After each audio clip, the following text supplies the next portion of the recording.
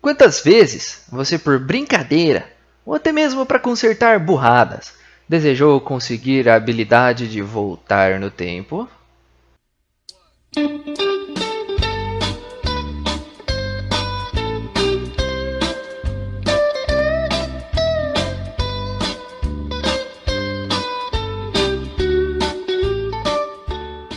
Pois é, galera, um tema curioso e um pouco complicado. Mas sem problemas, vamos desenvolver o tema e o lado científico disso tudo. Mas antes, para quem ainda não me conhece, sou o Paul, participo do blog de humor Hora de Castor, mais especificamente na parte de vídeos científicos e curiosos.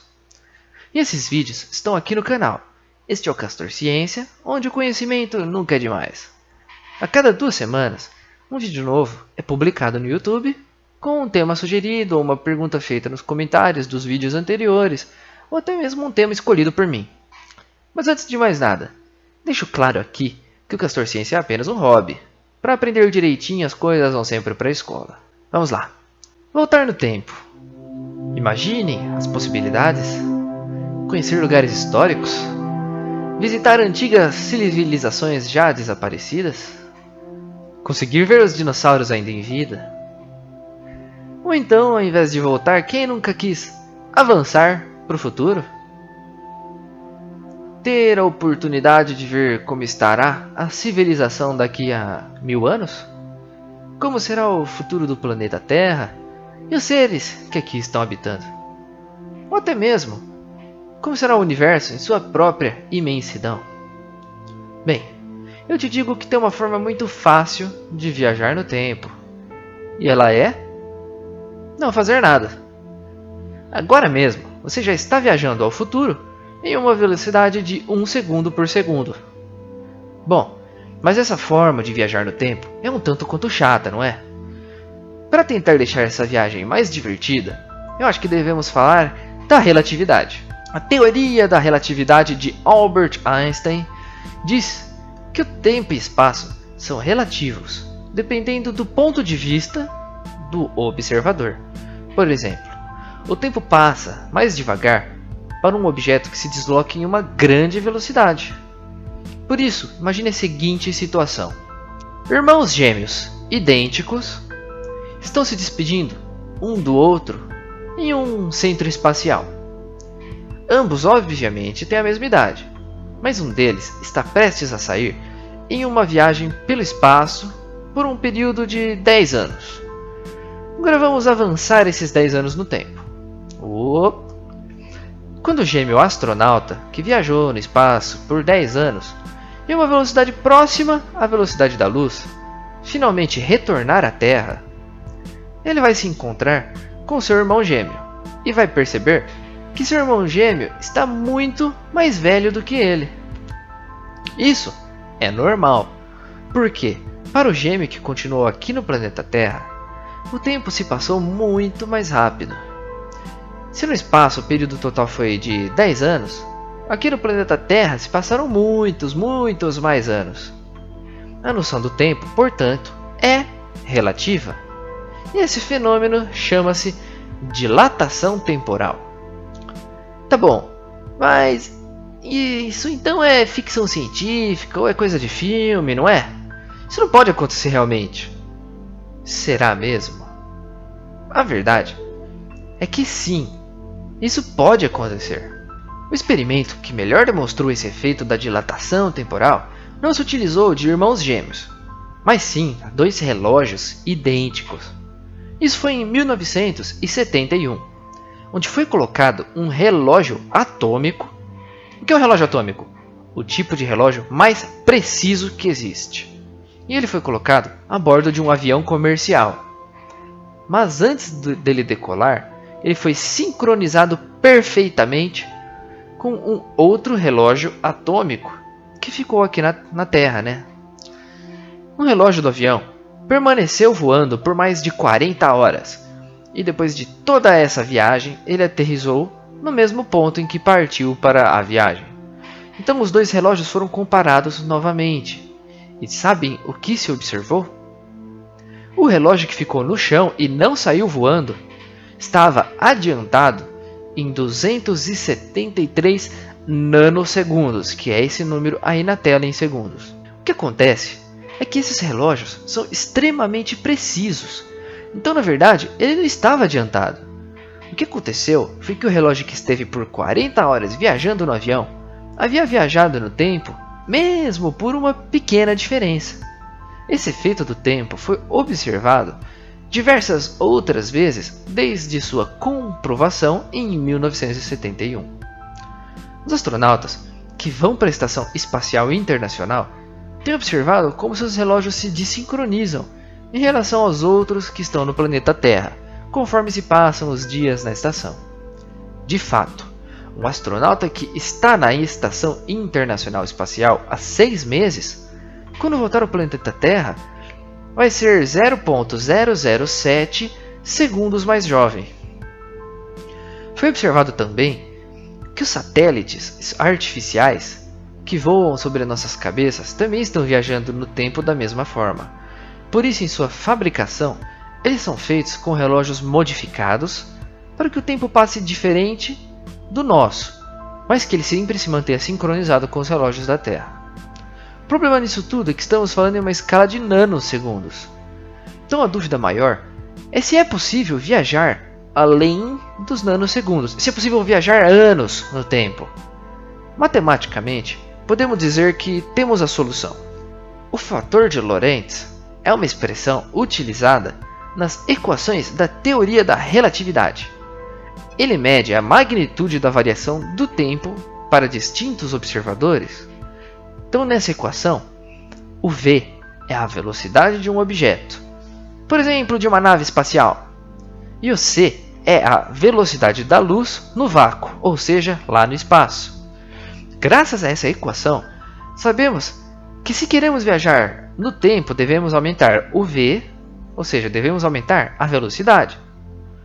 E devemos aumentar muito a velocidade. E tem que ser muito rápido mesmo.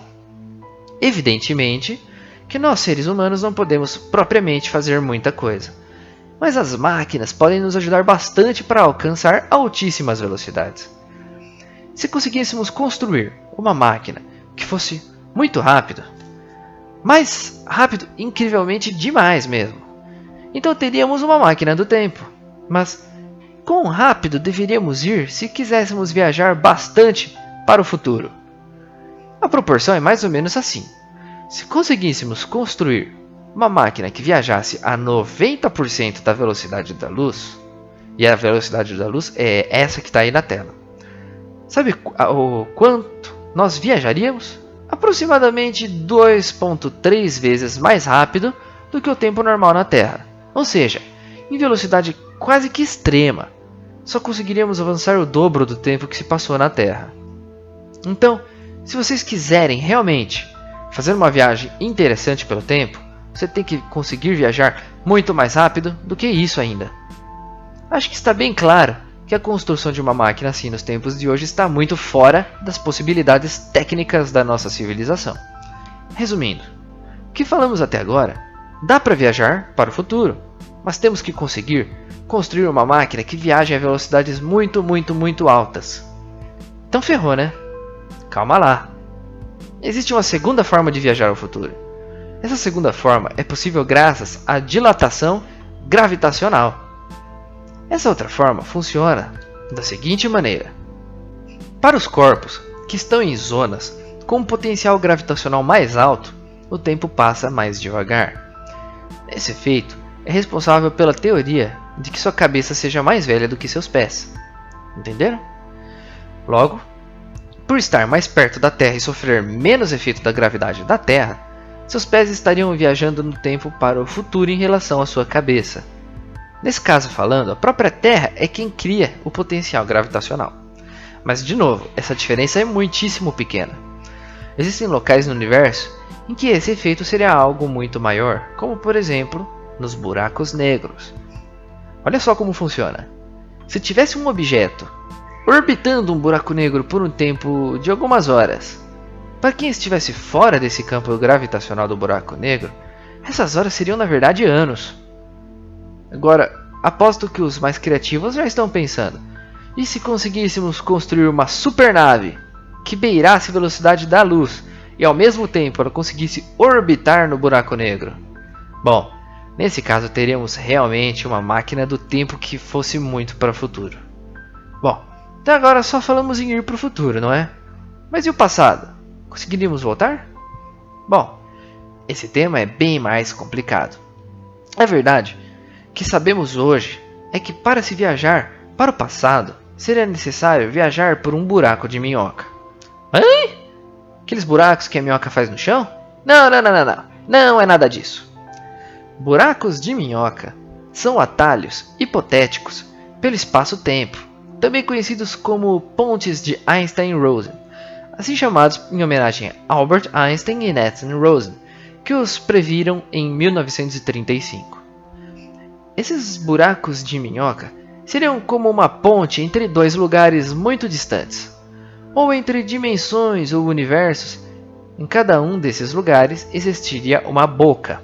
Por exemplo, teríamos uma boca dessas aqui do lado do planeta Terra e uma outra boca que estará em outra galáxia fora da Via Láctea, muito distante.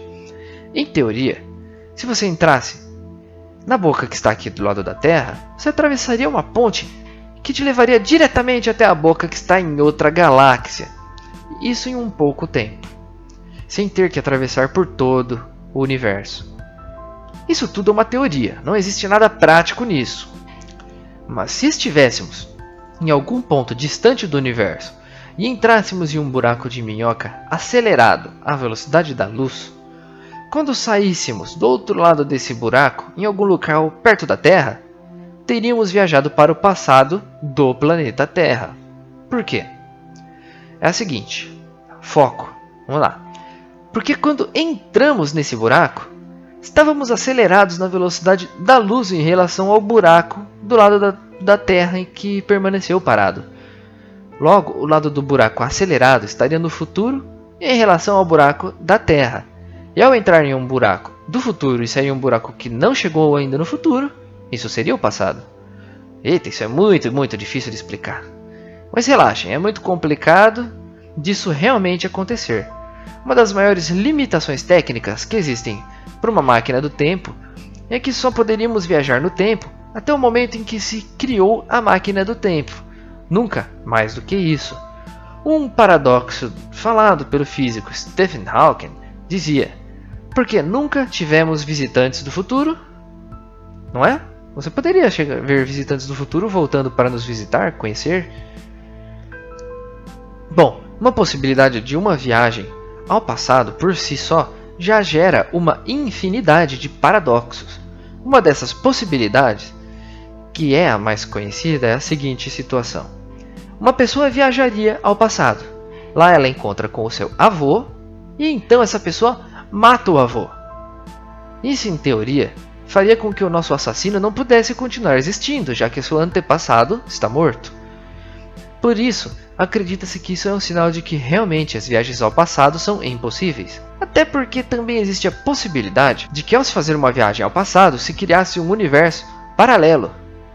Isso aconteceria de um modo que, se nessa mesma história de um assassinato o resultado final seria a existência de um universo com o avô e um universo sem o avô. E isso solucionaria muito desses paradoxos. No fim, podemos concluir que as viagens ao passado são praticamente impossíveis. Mas pelo menos as viagens ao futuro são sim impossíveis. Só nos resta saber se em um futuro próximo, ou até mesmo distante, teremos a tecnologia necessária para viajar por mais do que poucos nanosegundos que são hoje a nossa realidade. Um último detalhe, não se esqueça de que um dia, se for possível viajar, digamos que 100 anos para o futuro, não vai ser possível retornar esses mesmos 100 anos para o passado. Então você acabaria preso em um novo tempo sem ter como voltar. Novas pessoas, seus familiares, todos ficariam no passado. Mas bom, não fiquem tristes. Vocês acabaram viajando alguns minutos ao futuro desde o momento em que começaram a ver esse vídeo. Então, sejam bem-vindos ao futuro. E é isso. Se inscrevam no canal que teremos ótimos assuntos no futuro. Curtam e compartilhem por aí. Um abraço para todos vocês, galera, e tchau!